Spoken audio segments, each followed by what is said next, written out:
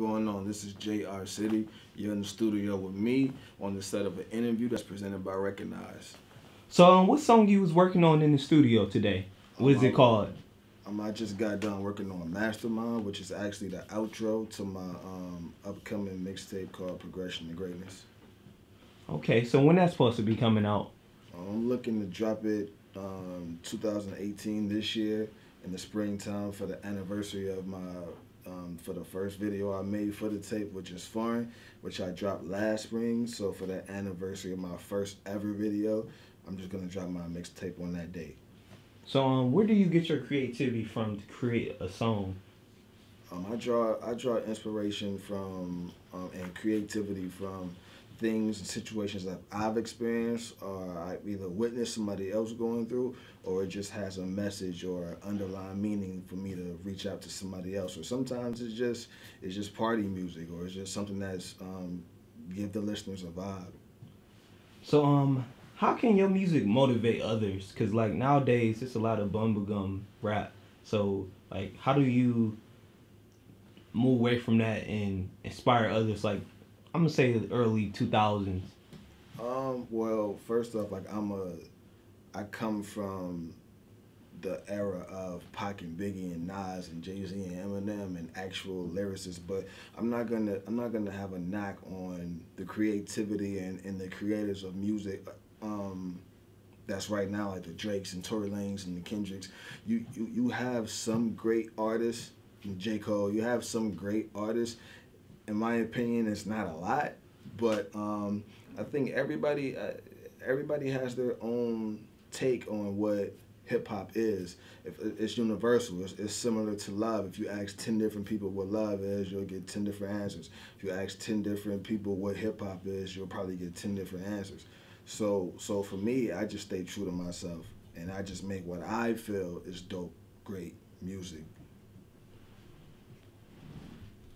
So tell us your background and like what motivates you to keep this going on? Because I know being independent, it's kind of like, you know, a slow process. So what keeps you motivated and saying like, man, I'm going to be bigger than what other people think I'm going to be? What keeps me motivated is it's being the underdog. Knowing the statistics, knowing that everybody and their moms and grandmoms and granddads are rappers or artists or whatever, but you kind of just have to like block that out. I mean, don't get me wrong, it gets hard sometimes when you got to spend your own money to do these things, and it's not always, and it might not come to fruition, but you just hope.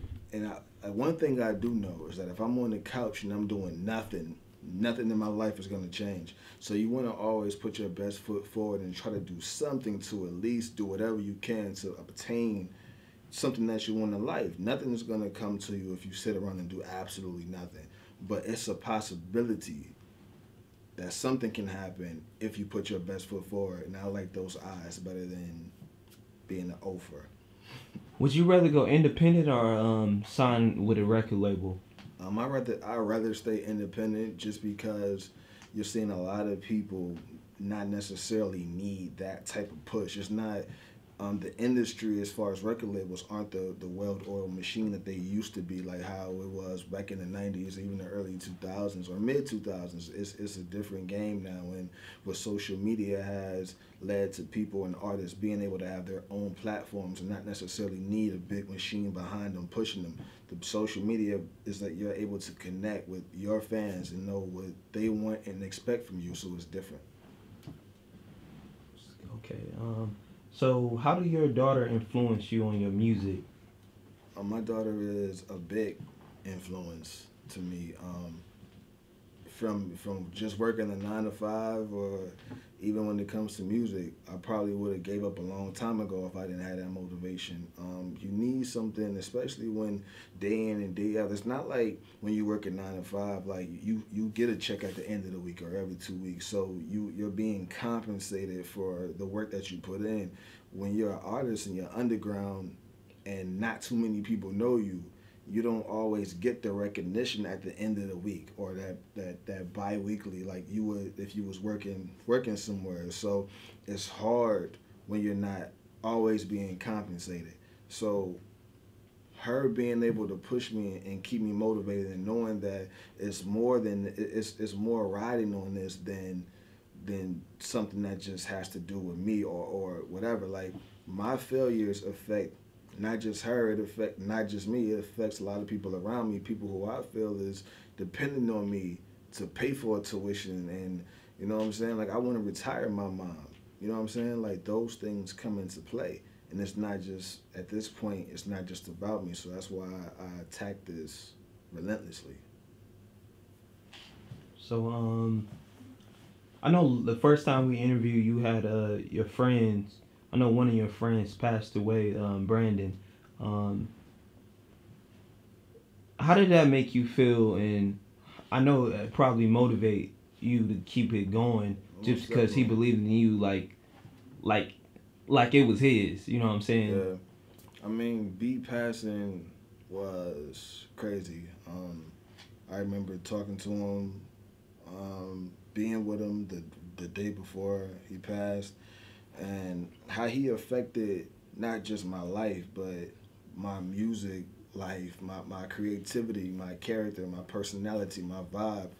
Um, he just was my heart and soul, and he was just the person that was constantly behind me, like, yo, when you gonna go to the studio, or when like that song was trash, like you need to do this, you know what I'm saying? So him passing, I took a blow, not just emotionally, mentally, physically. I took a blow creatively, and having to go through this without him for the first time in my life, it's a new path for me. It's a new, everything is new at this point, man.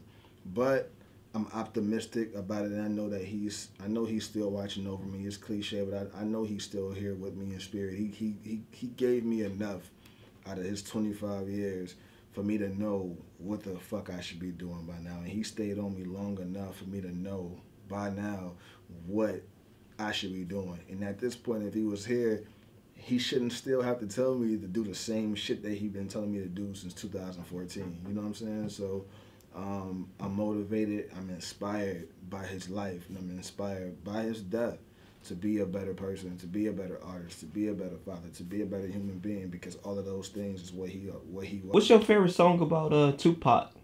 My favorite Pac song. Man, nobody's ever asked me that before. That's crazy. I would say Street Fame. That's like, because a lot of people say that Pac wasn't lyrical. I feel like on that song, he was just a monster. Like, what Pac is to me, creatively, what he gives me, the vibe that he gives me is just, he was just more than a rapper. I wouldn't be sitting right here, and I know a lot of people say that about a lot of legends, but Pac was iconic, not just because of what he did for hip hop and rap, but just who he was as a person, the aura, the persona, what he embodied, who he was as a human being, and giving a fuck about black culture it was everything to me growing up and being a kid and feeling like nobody gave a fuck about me, and him and through his music identifying that, being able to identify and touch the youth the way he did, knowing that, like, being able to know what we went through was just crazy. And I will always be in debt to Tupac Shakur. I think a lot of us as artists, as rap artists, as black people owe him a lot. So what is your goals in your music career? My goals is to just stay consistent. I feel like when you've done nothing memorable, you're easy to forget. So I just plan on staying very consistent and keep making the music, keep aspiring to make dope music. Right. This is Jayr City. You can find me on IG at AFC_City. Twitter City_BBMG. The mixtape is coming this year in the springtime, and this has been an interview presented by Recognize. You recognize?